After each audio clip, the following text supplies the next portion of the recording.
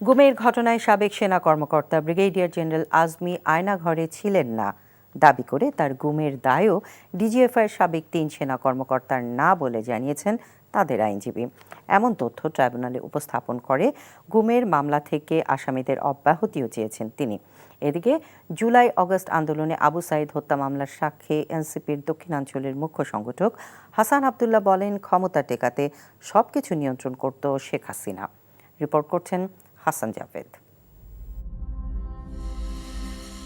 ভিন্নমত দমনে শেখ হাসিনার শাসনামলে দীর্ঘদিন বন্দী রাখা হতো নির্দিষ্ট স্থানে। এ ধরনের গুমের ঘটনায় ট্রাইব্যুনালে দুটি মামলা করে প্রসিকিউশন।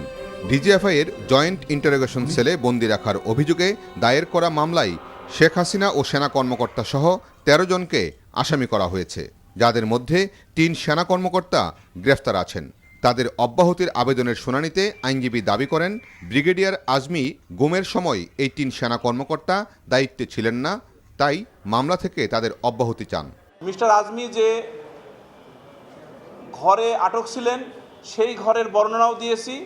সেখানে ২১ ফিট বাই ১৭ ফিট একটি ঘর, জানালা ৫টি, দরজা ২টি, ওয়ার্ড্রোব, আলমিরা, রিডিং টেবিল এবং পরে স্থাপিত এসিও ছিল।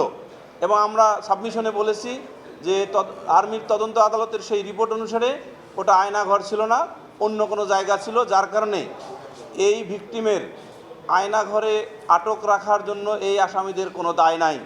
এদিকে জুলাই অভ্যুত্থানের প্রথম শহীদ রংপুরের বেগম রোকেয়া বিশ্ববিদ্যালয়ের শিক্ষার্থী আবু সাইদ হত্যা মামলায় সাক্ষ্য দিয়েছেন বৈষম্যবিরোধী ছাত্র আন্দোলনের অন্যতম সংগঠক হাসনাত আবদুল্লাহ। সেখানে তিনি বলেন, শেখ হাসিনা ক্ষমতাকে কক্ষিগত করতে সবকিছু নিয়ন্ত্রণ করেছিলেন। হাসিনা সব কিছুকে আসলে নিয়ন্ত্রণ করেছিল।